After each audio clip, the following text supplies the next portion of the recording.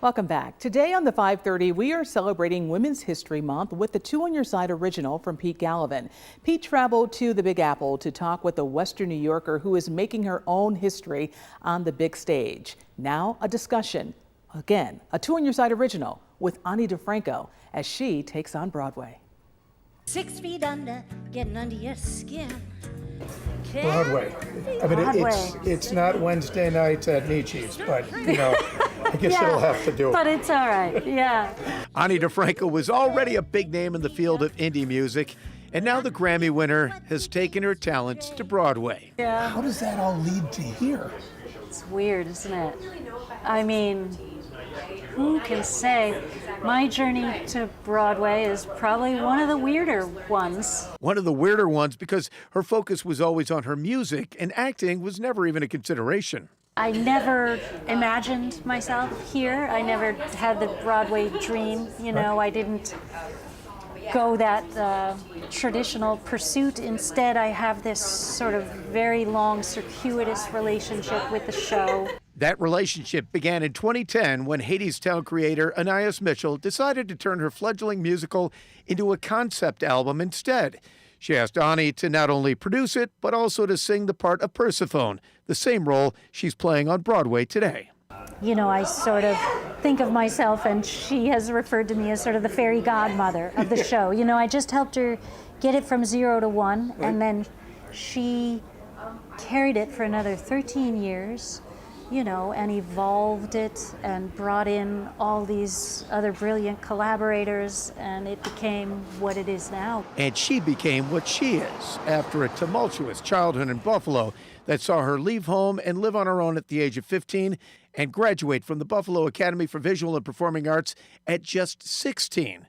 But on this day, in the middle of a big-time Big Apple press junket, I took Ani on a trip down memory lane through her high school yearbook. Holy cow. Who is that kid? Who is that kid?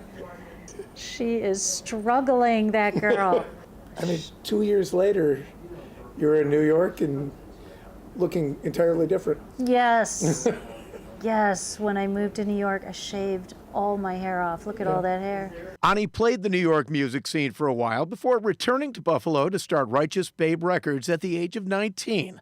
The rest was musical history.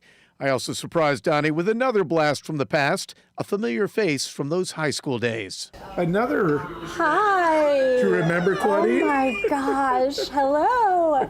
This is forever. How are you? I'm great. I know. I'm so sorry that I couldn't be there to do the interview with Pete. Oh man. Well, here you are.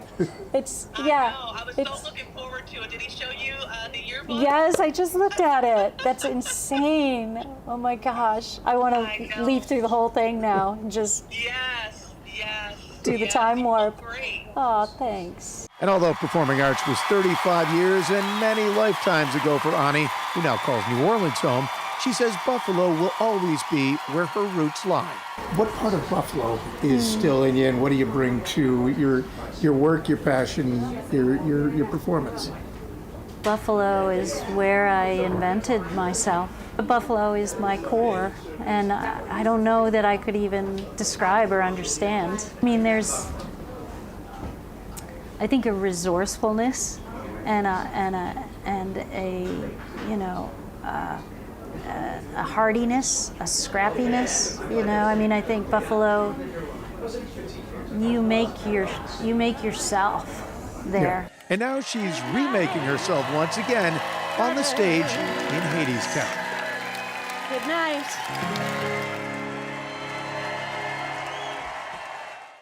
That makes me smile. What a cool story. And I can say for certainty, Ani was always wise, always smart, and her poetry was unmatched in honors English class. Wishing her all the best. Keep shining, girl. Stay tuned on the 5.